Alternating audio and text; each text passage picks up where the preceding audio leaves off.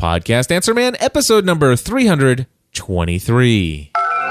Entertaining, educational, and encouraging content that makes a difference. This is GSPN.TV. Join the community.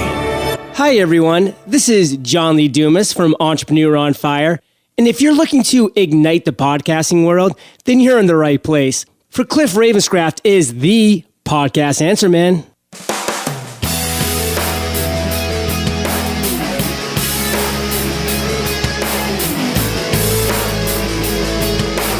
Well, hello everyone, and welcome back to another episode of the Podcast Answer Man. My name is Cliff Ravenscraft, and this, my friends, is the podcast about podcasting, helping you take your show to the next level. It doesn't matter if you're a brand new podcaster, if you've been podcasting for many years, or you haven't quite yet hit the record button on that first episode yet. There's something we can all do to take our show, our podcast, and everything we do in life to the next level. Well, my friends, I am super excited about the show that I have prepared for you today. Now, last week, I went on and on with Eric about why I was, dipping my toes, or actually jumping headfirst into the Evernote Kool-Aid, the pool full of Kool-Aid. Anyway, I have been loving Evernote, and I have gone in and found a way for me to process a ton of your questions that you've been submitting on the voicemail feedback hotline. In fact, today, I still will be using my Soundbite software quite a bit, but today I'm actually going to be trying something different here. I'm going to be playing audio files, your voicemail feedback that's already been processed, and I've already got little notes about what your questions are, so that I can see the outline when I'm responding to you and all of that stuff. And sometimes if I need to think about something I want to say and make sure that I get included, I even have notes about those in my note. But Soundbite has the ability to play MP3 and WAV files right from the software. And just playing around with it, it seems like it might work. So I'm going to just try to queue it all up from Evernote today when it comes to your questions. So that is today's show. We are going to be talking about Jonathan's question. He's been inspired to podcast, but not sure what format to choose, and wants to know if I have any thoughts I can give him on his first episode, what to do in his first episode. Brian Wallace wants to know, why do you record in stereo when you could get half the file size in mono? And then a different Brian wants to know if I actually pan my microphone to the left and pan my co-host to the right so that our voices are recorded into separate tracks, and if not, why, and all that good stuff. We'll talk about that. A third Brian, this is the Brian episode. Third Brian actually wrote a comment in a previous show, in the comments section, easy for me to say, of a previous post of Podcast Answer Man, and he says, "Dude, Cliff, there's all these conferences. How does one make a decision of where to go, and how did you make this decision when you were, when finances are tight?" And we'll talk about that as well. Even though that one wasn't called in on the voicemail feedback hotline, I should have responded and say, "Hey, I would love to cover that. Will you call it in?" But I didn't, unfortunately. Anyway. Then we have a question from Rick. How long does it take for a rating or review to show up in iTunes? I'll tell you about a recent video blog post that I put on my website. I'm going to give a good plug for Music Radio Creative in this episode and share with you the new theme song that they created for my Veronica Mars fan podcast that I'm doing with my wife. And then I'll wrap up the show with a lot of thank yous and good stuff. So if those things sound interesting to you, that's what we're covering today. And if not, then I'll see you next week with more great content that hopefully will be interesting to you then. So let's get things started right away. We're going to just jump right into the voicemail feedback here. And the first question is from Jonathan. Hello, Cliff. My name is Jonathan Gaby. I'm from Frankfort, Kentucky. And through your podcast, I've been inspired to start my own podcast. And I'm not really sure what to write my show about and how to go about recording my first show. I'd like to get your input on different types of shows. I know that there are predominantly interview shows and predominantly just one guy speaking for about an hour or half hour or whatever. But I was wondering if you could go through the different types of shows, if you could, and how to prepare to write and produce my first podcast. Thanks so much for what you do. And first of all, your podcast is really great, probably the best I've ever heard. And look forward to your response in a future podcast. Thanks so much. Bye. All right, Jonathan, thank you so much for your questions here. As far as you're inspired to be to join us in this podcasting sphere, I'm so excited about that. It's one of the reasons why I love creating each episode of Podcast Answer Man. I desire to inspire other people with my passion for podcasting, hoping that the passion will rub off on you and you will want to launch a podcast. And it's working. It's been working for quite some time, and I'm so excited to hear that you're in that boat. Now, here's the situation, though. You're thinking, okay, what format should I choose for my show? And yeah, there are a lot of different options there. You already mentioned the interview format, and it seems like there's a ton of interview podcasts out there that are popping up all over the place. Several of my friends have interview-focused podcasts, and that's a fine format. Interestingly enough, it is not my favorite format. Now, do I do some interviews on Podcast Answer Man from time to time? I think I did 3 or 4 of them together, back-to-back episodes. And occasionally, I think interviews are great, and I prefer kind of a little mixture. So you mentioned another format, which is the ability to just do monologue. It's just a solo show. It's you sharing your thoughts, answering, or actually, it could be just a monologue. This show is not just a monologue, though. Oftentimes, I do have long, drawn-out monologues, but mine's a Q&A show a lot of the time, although it's not always Q&A. So there are many episodes where I don't answer questions. So you have interview format, you have the long monologue where you just share something. You could have one topic, and that topic's the main topic that you're going to talk about the entire episode from beginning to end. You can do a solo show where you cover 3 topics or 2 topics, and you do a transition between the maybe the type of topic it is. Maybe it's a technology tip of the week, and then it's a tech news story of the week, and then it's the productivity on how to use this tool in your day-to-day business life. Those are 3 different segments, if you will. That's another option for you. Then there's the co-hosted show. You could have a co-host that's with you every single week. You could do a panel session. You could do a panel podcast where you have every week you have 2 to 4 people, and I would recommend you never really go beyond 4. 5 I've seen done, and it's been okay from time to time. I subscribe to and have very rarely have I ever missed a single episode of This Week in Tech and Mac Break Weekly, and those are both panel discussion podcast formats, and I love panel discussions. I really enjoy co-hosted shows, and depending on who the host is, I also really enjoy the monologue. I really like conversations, whether it's a conversation between 2 people, 3 people, or 4 people, or if it's a conversation with you as the solo host of the show, having a conversation with me, the subscriber, the listener. And so those are the ones that I really enjoy myself. Now, don't take what I enjoy or what I don't like particularly and make your decision based upon that, because there's so many different people and so many different tastes out there. So yeah, those are the different types out there. You could do Q&A, questions and answers. You can share topics ahead of time. You can do late breaking news updates each week. Really, just choose the one that works for you. Or, by the way, don't choose just one. You don't have to have an interview podcast. You don't have to have a monologue podcast. You don't have to stick with a co-host podcast.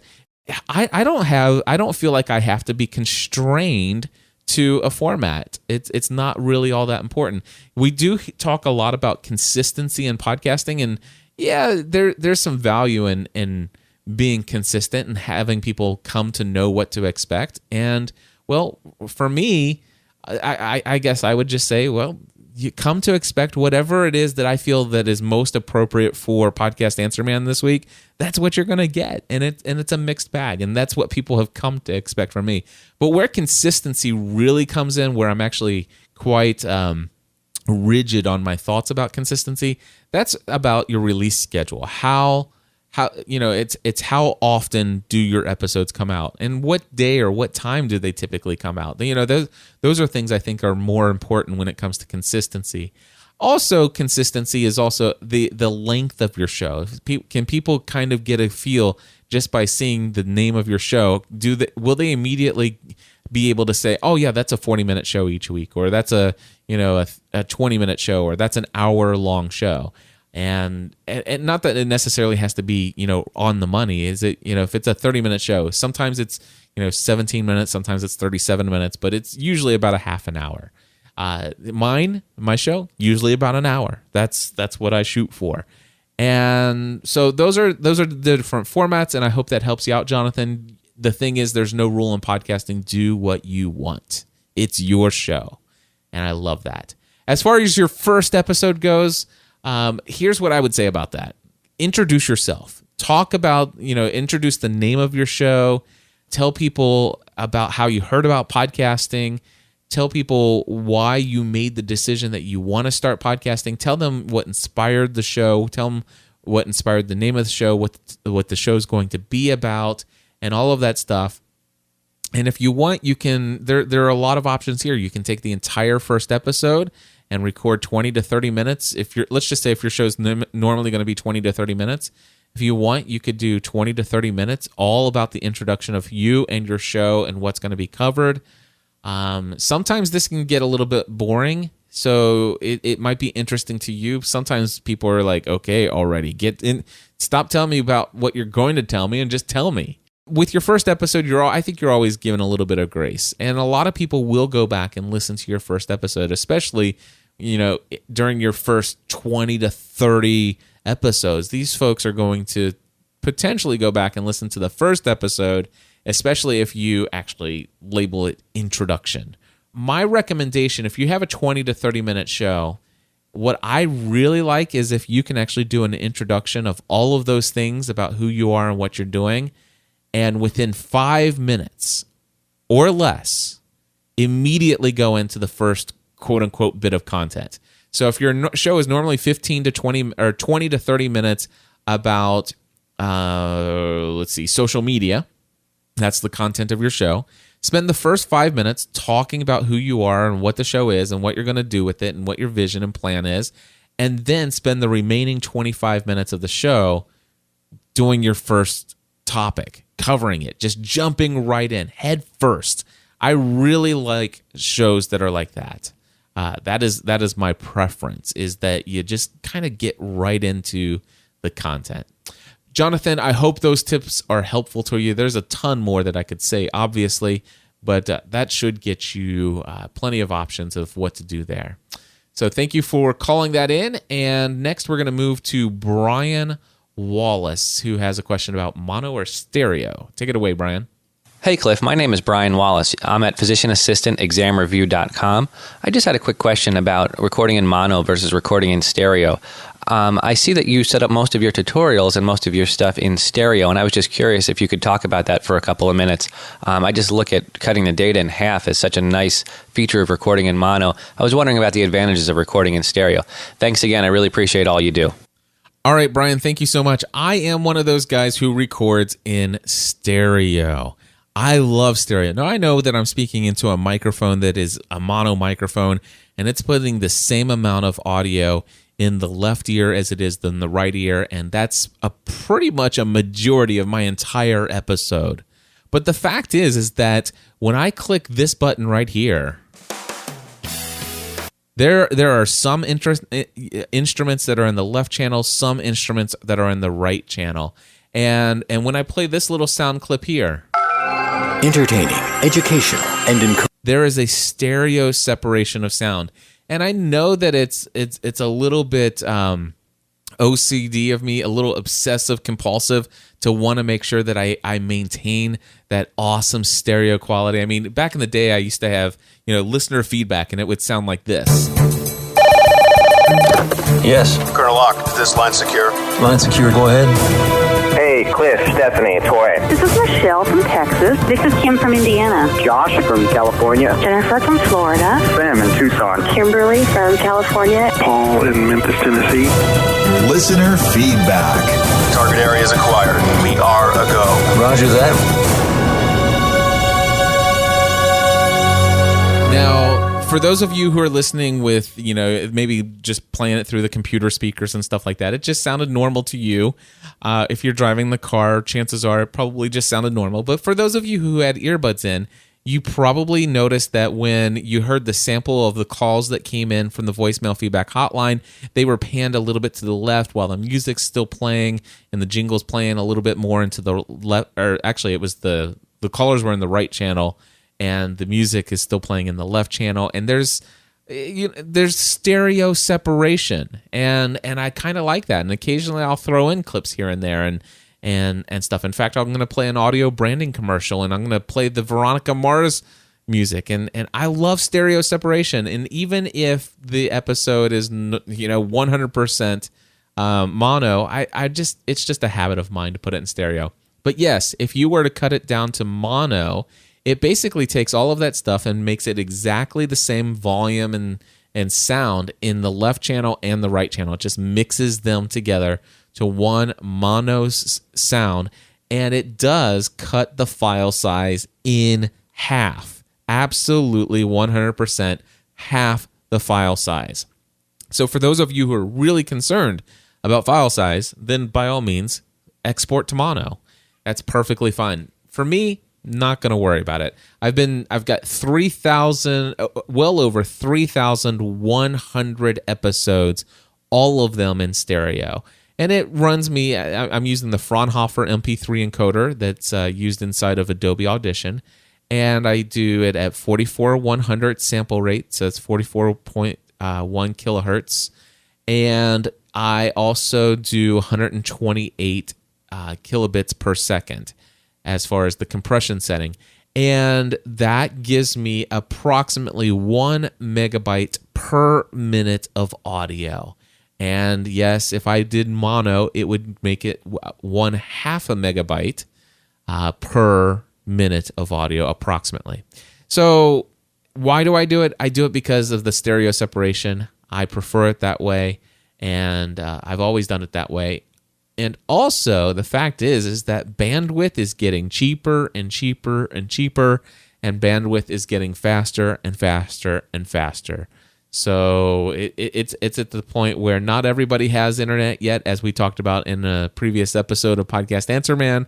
But I think we're moving in a direction where bandwidth for little tiny audio files not that big a deal, especially when we're all starting to stream live television in HD to all of our mobile devices. I think that I can splurge a little bit when it comes to these things. So, Brian, that's my thinking on that and my feelings, and I don't expect you or anybody else to agree with me, but certainly I do understand the desire for some people to want to knock down those file sizes. And so going to mono is a very simple way to do it, and you really don't lose a lot.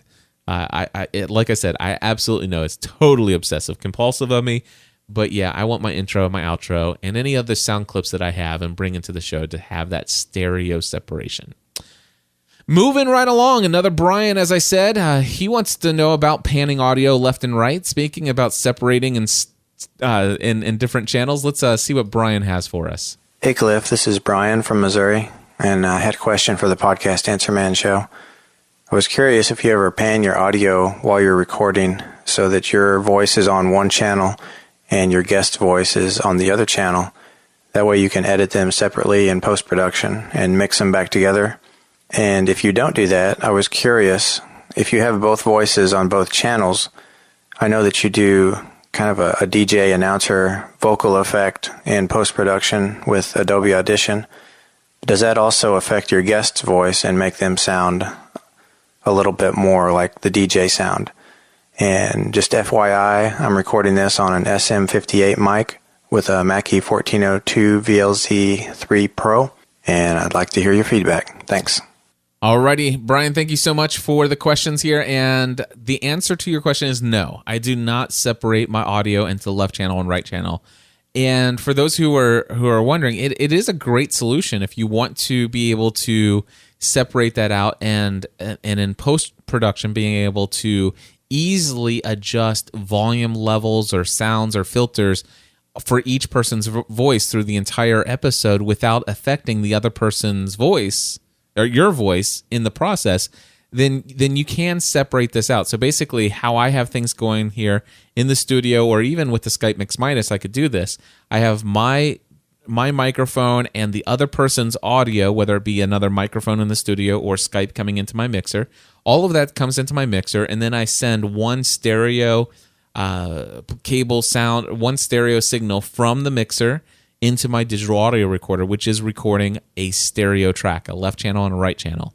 Now, I keep everything dead center. You know, I'm in both ears exactly the same when it comes from my microphone, my co-host microphone, or the person on Skype's audio coming in. It's dead centered, not pan to the left or pan to the right at all.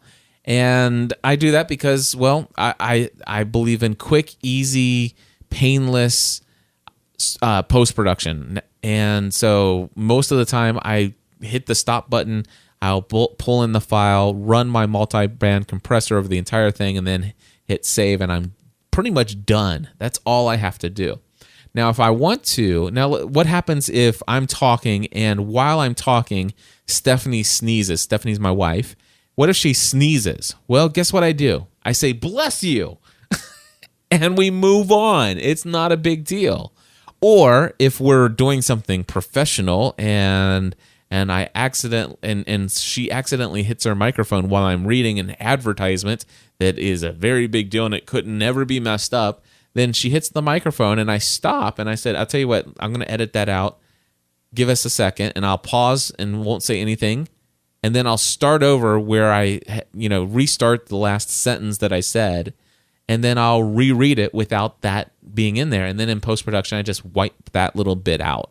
I could even do that to a sneeze if I want to. But I just, live to hard drive. Just life is what it is. Move forward, carry on, create great content, and sound great. And people will, they're okay with it.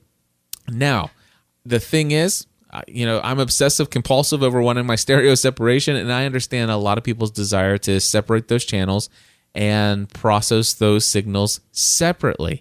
And to answer your second question, yes, when I run my multi-band compressor, it is actually getting my voice, it's getting my co-host voice or my guest on Skype's voice. It's also recompressing the music at the front and end of my show and any other audio clips. It's getting the whole darn thing. Don't mind at all. It actually sounds pretty good, and I've had a ton of positive feedback about the quality of the show. So it's never really affected me. However, if you're obsessive about getting things just right, and let's just say the person on Skype is coming in and their audio, and you're having a co-hosted situation, and while you're doing this long stretch of talking, in the background on Skype, that you all of a sudden you hear, let's just say, a dog barking or something like that.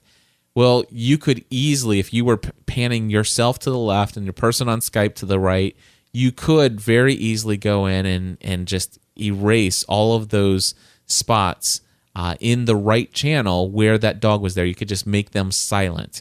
And then when you're finished, then you could export or mix down that recording to a mono recording, which again will reduce your file size in half.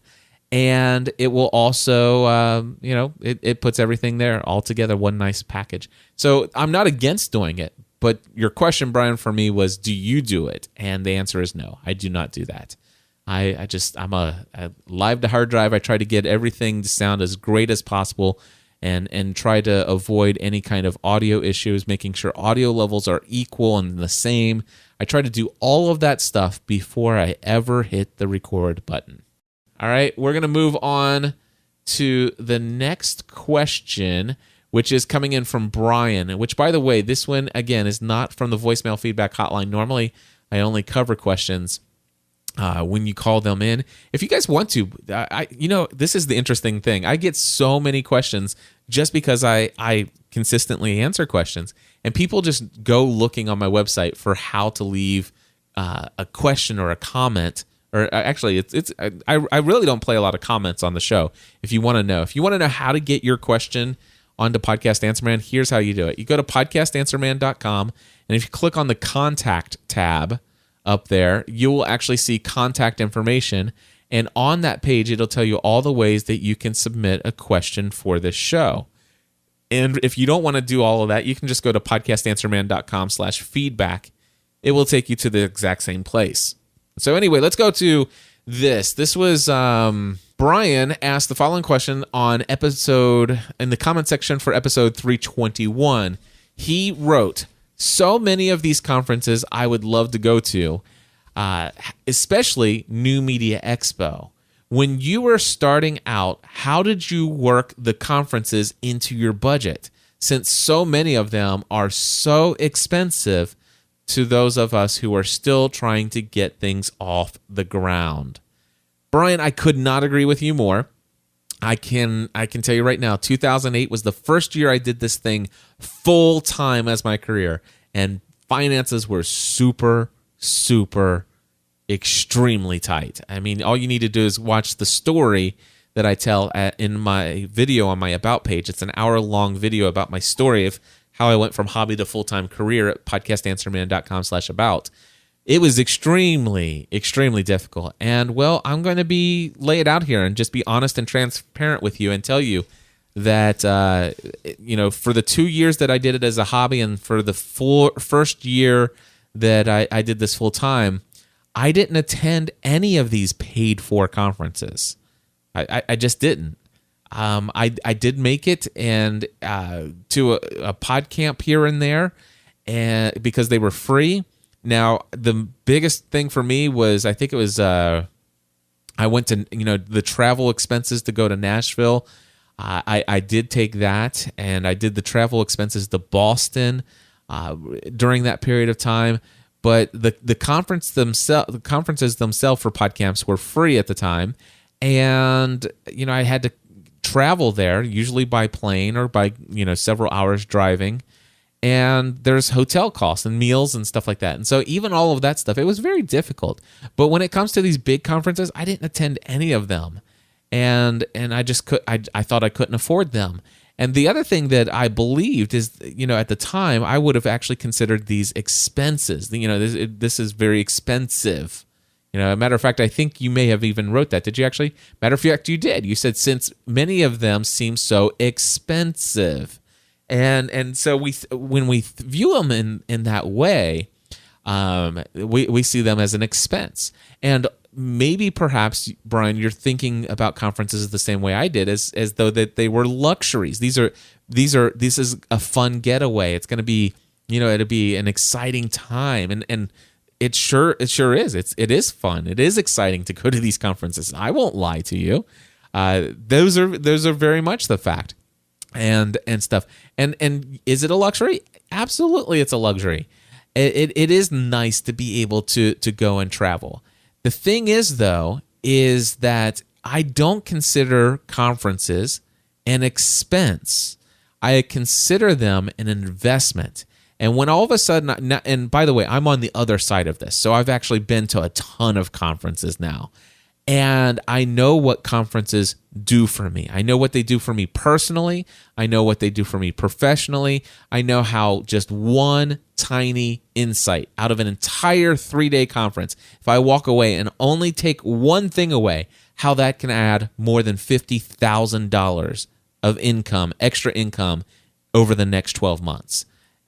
When you think about that, it doesn't matter if it's $1,000 to go to the conference or to sign up for the conference, and then it's $600 for hotel room and another $500 for thing. What are we at? $2,100.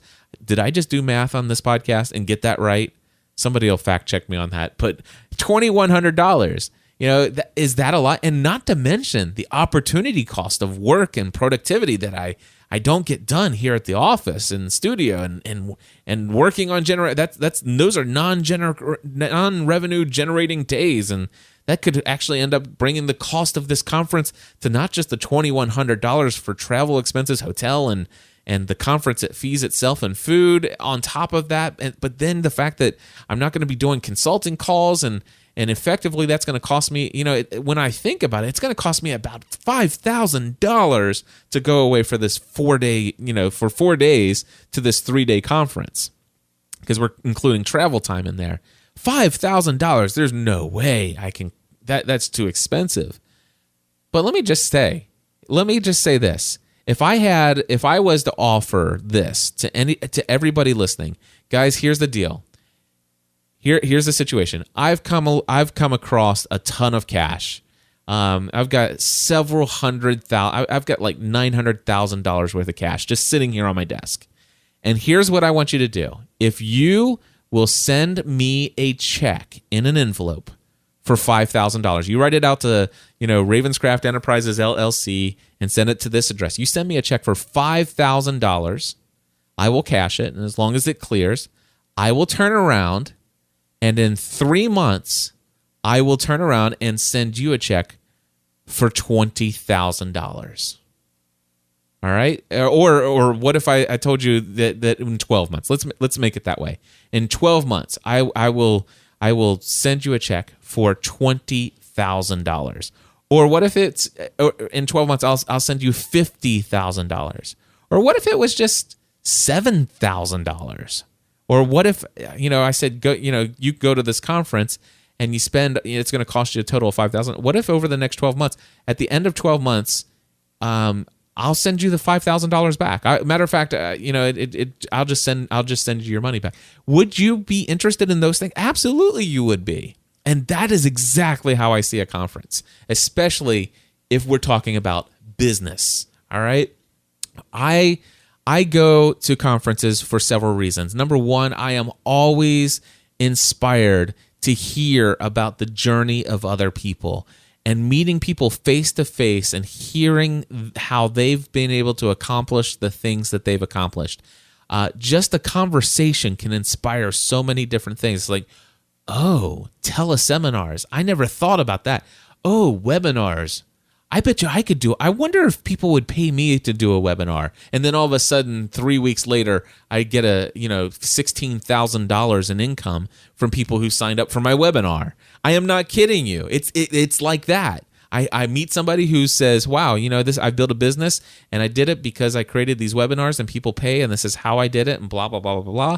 And 3 weeks later, I come home and I'm like, okay, I'm going to create some webinars. So I choose what my topics will be. I send it out to my mailing list and say, it's $100 per webinar for 7 webinar. I'm going to have 7 webinars. Here's the links to sign up for them all individually. It's $100 per episode. If you sign up for all 7 of them, it's $595. And you'll get recordings of everything, blah, blah, blah, blah, blah. And the next thing I know, 3 weeks later, I send that email out and I've got $16,000 in my account. That would have never happened if I didn't hear about and meet that person, was inspired by their story at that conference. So was it worth it to go to the conference? Yes, it was worth it. Here's the deal. I get to meet friends that I have been interacting with online at most of these conferences. People that I know on Twitter and Facebook, we're leaving comments and replying each other, and they're calling in on the voicemail feedback hotline, and I'm listening to their podcast or reading their blog or whatever the case may be. And all of a sudden we develop these friendships or relationships online, but there's nothing out there that beats taking those relationships to a face-to-face basis, shaking their hands physically, having a conversation, grabbing a Diet Coke at the hotel bar, and or whatever the case may be. I mean, the face to face is out of this world, and your relationship with those individuals are much deeper. You'll meet those friends that you've been wanting to meet. You'll meet new friends that you would have never met otherwise. The networking opportunities alone are out of this world. My friends, I'm going to be playing a promo for my good friends Mike and Isabella Russell. I want to tell you right now, I have been responsible for generating thousands of dollars worth of revenue for their business since January of this year. And not only that, I've received thousands of dollars in commission as a result of sending them business for their work. And do you know how that happened? It happened because of us meeting each other and networking and all of a sudden saying, "Hey, yeah, let's work together. Let's do some business together." And all of that came out of our meeting each other at New Media Expo in Vegas earlier this year, January of 2013. So that absolutely, you get the chance to network is just out of this world. Then there's the change of scenery. Sometimes just changing the view. Like, for example, right now I'm in this studio where I'm at, and in my office here, I'm looking out. I see the same tree every day. I see the same fence. I see the same 4 squirrels running across the line of the fence all the time, and I see the same thing every single day, and it's cool. I mean, I love my view here, but sometimes when you just walk away and you just get a different change of scenery, all of a sudden things stand out to you in a different way. All of a sudden, you're noticing trees, you're noticing leaves, you're noticing the color of things, you're noticing the smells, the sights, the senses, all of those different things. It piques so much of your creativity, and all of a sudden, you're thinking in a different way. And I'm not kidding you. Just the change of scenery can totally change the way you think creatively, and all of a sudden, new ideas come to you that would have never come otherwise. Then there's I totally believe in the value of investing in yourself. All right. You've got to invest in you. Put money into your training, your education, your development. Absolutely, hands down. It is important to invest in yourself. It's okay to spend money on you. Spending money on you to improve yourself, to invest in yourself, is ultimately going to have great rewards in return on your business. And then one of the things that I have learned about money, and I'm not going to go into this in great detail, but one of the things I've learned about money and wealth is this: it is designed to flow. All right. And this is a big level concept here, but it's money is like water. It is meant to flow. And if you've ever seen water that gets stuck in a pond, and all of a sudden you've got water that flows in, but it just sits there. It doesn't go anywhere. And that water never flows anywhere else. It just sits there and sits there under the hot sun. Eventually, water that does not have a chance to flow out anywhere else, it stagnates. It gets putrid. It's undrinkable. It's just absolutely, it becomes something that's a nuisance. And that's the same thing with your money. If you're holding on to that money and just grasping it, and you have a mindset of scarcity, it is definitely hurting you and your business. And I'm speaking from my own experience. In 2008, I had very serious financial issues trying to get things off the ground, and I had a very serious mindset issue when it came to money. And I will tell you right now, I'm at a place, and even before, I realize spending money is one of the best ways to start receiving money. That sounds crazy. I know. It's just true. You have to take my word for it. You don't have to, but I would assume there's a very high percentage of you out there that have come to know, like, and trust me, and you believe me that I'm not going to mislead you in this. But I have found that there is something to be said for the best way for money to flow into you is to start allowing some of your money to flow to other people. All right? And by the way, work to become debt-free. that helps too. So, but here's the deal. Now, if you want more about this and all of these things, let me encourage you. My good friend, and this is, maybe I'll just throw this in as a personal plug of the week as well, and I think I might even talked about him in the past. But anyway, Ray Edwards podcast, rayedwards.com. ray.edwards.com/074 if you want. I encourage you to hear episode 74 of Ray Edwards' podcast, 5 Reasons Why I Still Attend Seminars. His reasons, I'll just list them here, but he goes into great detail. To remain a student, to be productively uncomfortable, to connect with clients, customers, and friends, to make JV or joint venture connections, and to buy things.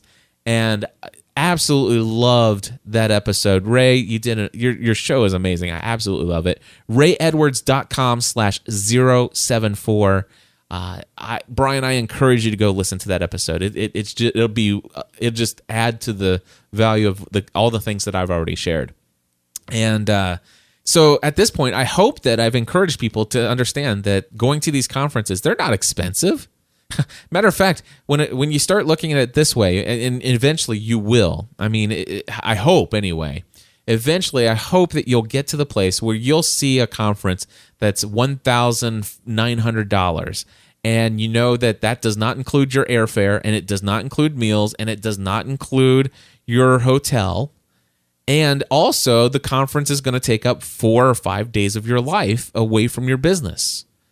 There will be a time when you, hopefully, I hope this for you, that you will look at that and say, wow, I can't believe I can actually achieve what I hope to achieve by attending this conference, and it only cost me that much money, whether it be $5,000, $6,000, $7,000.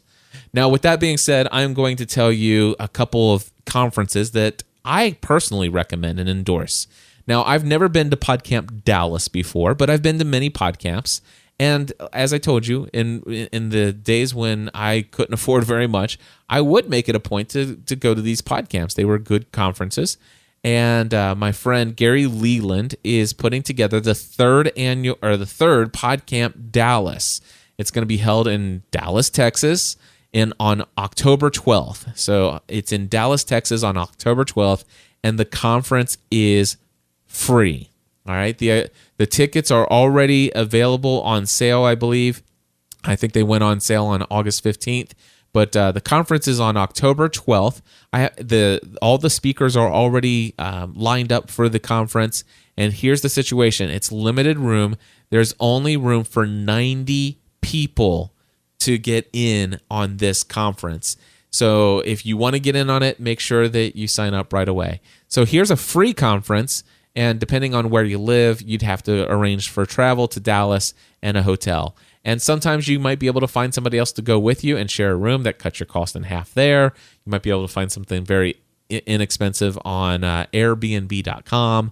And there's all kinds of things you could try. But I recommend that you check out and potentially go to PodCamp Dallas. All right, PodCampDallas.com. That's a little plug for my friend Gary Leland there. And then maybe it's like, okay, you know what? I don't mind paying for a conference, but I just can't afford right now to pull off the travel, the hotel, and the food, and being away from my business, and just all of those expenses.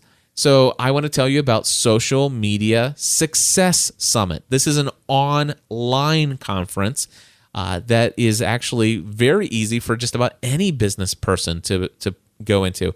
And by the way, I will be presenting. This is put together by my friend Michael Stelzner from socialmediaexaminer.com. Anyway, it's online, so they're basically all kind of webinar sessions, but they're just like conference sessions, but it's online. You don't get that meeting people face to face kind of deal, but you do get some very educational and informative content. So you do very much get the educational experience from this conference. It's online. I'm presenting there. Michael Hyatt, Mari Smith, Chris Brogan, Amy Porterfield, my great friend Pat Flynn, all of these folks, and so many more people are going to be presenting for Social Media Success Summit. Now, this is going to be happening from, I think, October 1st through the 23rd. And basically, it's like 2 sessions a day on Tuesdays, Wednesdays, and Thursdays. So it's definitely going to be an amazing time. And by the way, the cost of this conference is only $597. That comes out to $18 per session. And again, did I just say that? Yes, I just said it. Only $597. I think that is a incredible bargain. And if you guys are interested, I do have an affiliate link. I get a generous commission if you sign up through my link for the Social Media Success Summit. And my link is gspn.tv/SMSS for Social Media Success Summit. So again, that's gspn.tv/SMSS. The next conference I'll tell you about is the Platform Conference. This is going to be November 3rd through 5th, also in Dallas, Texas. Matter of fact, it's the only reason I didn't make it to the PodCamp Dallas. I really was interested by Gary Leland's invitation to speak at PodCamp Dallas, which, by the way, my friend Mark Mason, late night internet marketing podcast. Mark Mason's going to be speaking at PodCamp Dallas. But I really wanted to go, but I was going, I didn't want to go to Dallas in October and then turn around and go 2 or 3 weeks later to Dallas again. So I wasn't able to pull it off. But I will be speaking at the Platform Conference. This is Michael Hyatt's conference in Dallas, Texas, November 3rd through the 5th. It's $997 for the least expensive ticket. Now, you can use my promo code if you just type in CLIFF, CLIFF. That will, at the time, right now, it's giving you $150 off the conference. So that helps out. And this is an amazing conference for helping you build your platform. And I will tell you, you'll have tons. $997 is an investment, and it will have returns on its rewards, guaranteed. All right. New Media Expo. This is the New Media Expo, NMX 2014. As I told you, this conference has already done tremendous things for my networking and business advancement. You can sign up as a content creator pass, only $497. Now, there is an expo floor only pass. I don't recommend that. I recommend spending the $497, which, by the way, it's only that price through September 13th, then the price goes up. You can use promo code CLIFF20 to get 20% off on that. That's, again, CLIFF20, CLIFF20 will get you 20% off of the $497 Content Creator Pass. And that conference is going to be January 4th through the 6th. You can sign up at nmxlive.com.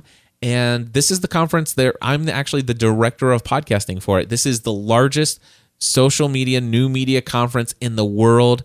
We're hoping to have 4,000 content creators, bloggers, podcasters, web TV producers from around the world. It is going to be absolutely awesome. More than 50 countries will be represented there, and I hope to see you there. I do. And, of course, I'll be speaking at that event.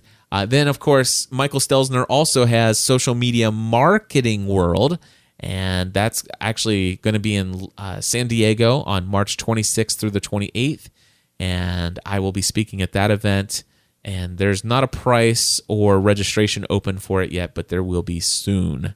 I would imagine. I know they're working on things right now. So anyway, the great conference. Again, I think the price tag on that's probably around $1,000 as well.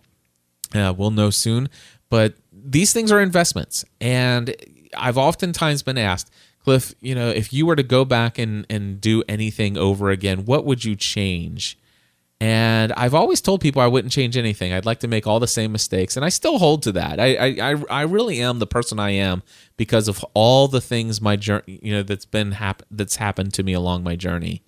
But if there is one thing that I would recommend for people who are starting out, I would say do this: invest in conferences, go to them, participate, and network and meet and talk with people, take notes, and don't try to assimilate all information that you get there. Go to a conference with the goal of looking only for the 1 to 3 insights that's going to help you take your business to the next level. Look for the 1 to 3 friendships that you want to take to the next level, and look for at least one opportunity to network with somebody else there on how you can build or grow your business or your income. That's my recommendation for conferences. And Brian, I hope that helps you out, my friend. And, well, before we wrap things up with our final question this week, I do want to play for you a testimonial that came in a while back from Dr. Kenny Handelman about my Podcasting A to Z course.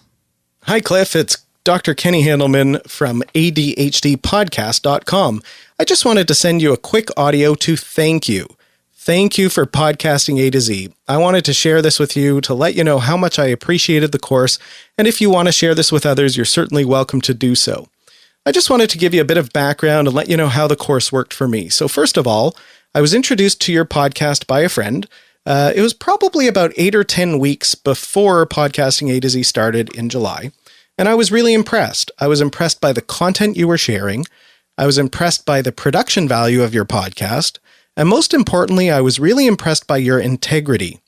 You built a strong community. You shared a message with me that was meaningful. And I respected, and still do, how you delivered your message.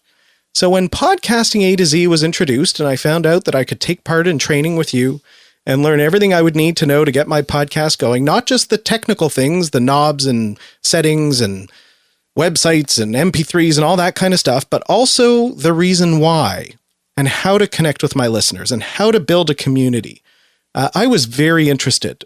I'm a doctor who specializes in treating ADD and ADHD in kids, teens, and adults. And really, people need to get the right information because there is so much misinformation out there. So I was considering doing a podcast. I've been blogging for a while and thought it would be good. So I went through all the materials, took a look at what you were offering, and decided to register. So when I registered for Podcasting A to Z, I saw how detailed, thorough, and clear you made everything, even complicated things. You break it down into simple steps and make it very doable. At the start of the course, I had 10 days of absolute busyness. My cousin was getting married. We had family in from out of town. I was on call. It was just, everything was happening and I couldn't take part too much in the first 10 days worth of training. But as you described, the materials are there for me. It's not that I missed anything, and after I finished that busyness, I got going with the course and got actively involved. And I caught up and I got everything I needed to. And what I found is the best part of the training is the fact that you provide so much individual attention. You promise this, and at the beginning of the course, you send an email or a notice to the class members and say, listen, I'm available on these days, but on this day, I'm not available. And you stuck to that, and it was perfect. If I emailed you on the right day, I got a message back within hours, and it was detailed and specific and clear and just so helpful. And when I took a look around the class in the online members area, I saw that you were the same with every single member, over 30 people, and you were so dedicated to answer every question, give very specific, helpful suggestions with a lot of heart and caring in them. So that was fantastic. I did get my studio set up so I can do things like this. I can say, thank you, Cliff, and play this. I can just play a little audio in the background. And of course, I learned how to do this from you, Cliff, and I'm proud of the quality of the audio I can produce now. I love it. It sets a high standard for what I'm capable of doing. So I did get my studio set up. I've published 4 episodes of ADHD Podcast. It's in iTunes and BlackBerry and all of that. And as I'm recording this today on Monday, September 3rd, I've had 4,033 downloads of my podcast, which I'm thrilled about. That's 4,033 people who have learned a different message about ADHD, a hopeful message, strategies that work and can help them. I've had great comments and feedback, great interaction with comments on my blog, and it's just been wonderful. So I really appreciate you, appreciate the training, and thank you for Podcasting A to Z. So if you do decide to share this with any listeners, I'll just say this. If you're considering Podcasting A to Z, go for it. Cliff will give you excellent training, not just the specifics, the knobs and the technical details and the plugins and WordPress and websites and everything. He'll also tell you why to podcast, how to connect with your members, and how to do it with integrity. So Cliff, thanks a ton, and good luck with the next class. All right, Dr. Kenny Handelman, thank you so much for that. And you know what? He said that as he was recording that on September 3rd, that's actually September 3rd of last year. But he's just done that to kind of supplement his other content that he's been putting out. And I see that he has still continued to release content. His 28th episode is out there on his website. You can find that at drkenny.com, or I think it was ADHDpodcast.com. But anyway, Dr. Kenny, thank you so much for that glowing testimonial and endorsement for my course. And folks, here's the deal. I do have some spots open. In fact, the registrations are starting to pour in, and I am offering a early bird discount once again for this new session, $500 off the cost of the course if you use this promo code or discount code SAVE500. Again, you just go to podcastingatoz.com. Make sure that you go through the video and read through the stuff there if you're interested. I certainly would recommend that you do that so that you know how the course is designed and how it works. But then if you decide to sign up, go ahead and click the Register Now button, and in the shopping cart you can put SAVE500, SAVE 500, and you will get $500 off. And here's the cool thing. This is one benefit that's not listed on the website yet. I haven't taken the time to add it there. But once the course is over, you'll be invited to a Podcasting A to Z alumni member private group that's on Facebook. And this is something that has been opened up to all of my A to Z alumni students. And so far, well over 100 of the 230 students who have gone through Podcasting A to Z have already signed up and are in that core or in that group and active. And it's just a delight to see those people serving each other, helping each other, encouraging each other. And so yeah, it's awesome. I hope that you'll check it out. Podcastingatoz.com. Use the promo code SAVE500. I'd love to see you in my next course, which starts on September 23rd, Monday, September 23rd. Sign up today. I'd love to be working with you. Get that podcast launched, will ya? All right, let's move on to our final question of the week.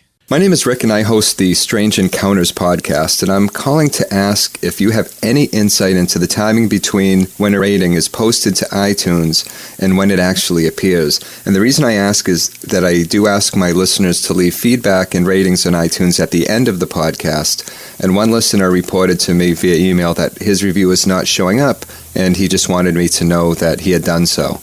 So anyway, thank you, Cliff, for everything you do, and I love your show. Take care. All right, Rick, thank you so much for the question. And yes, I do know how long it takes usually to get those things in there. And it is about 24 to 48 hours. It could happen sooner, but it takes about 24 to 48 hours once they submit it for it to actually show up in your listing.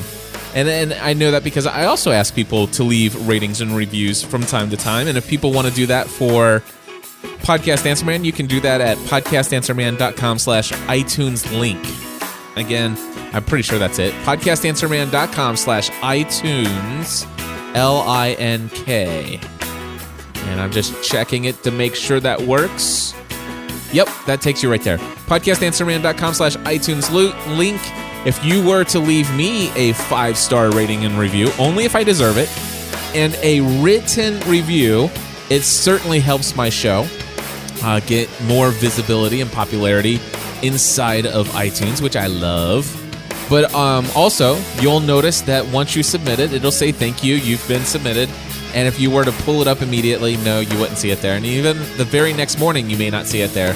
But about 2 days later, you're almost certain to see it. And it could take longer than 48 hours, and it could be less than 24. But that, my friend, is exactly how long it takes.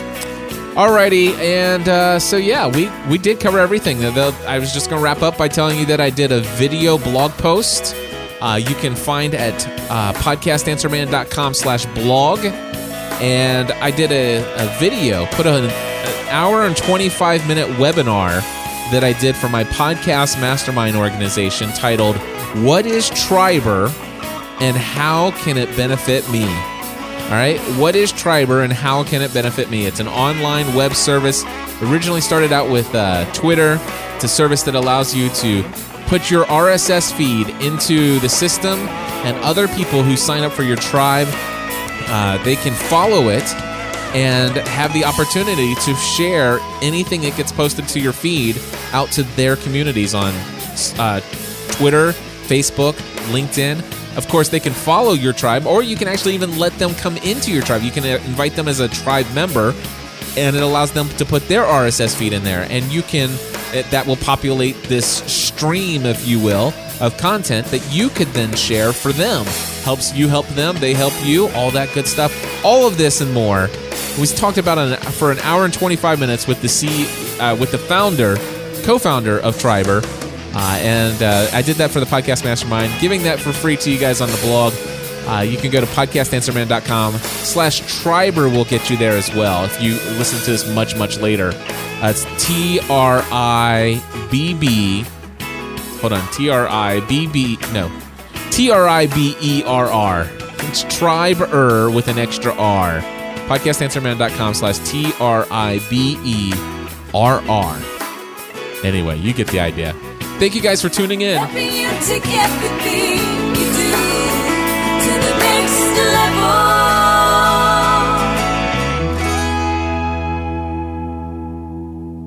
Podcast Answer Man.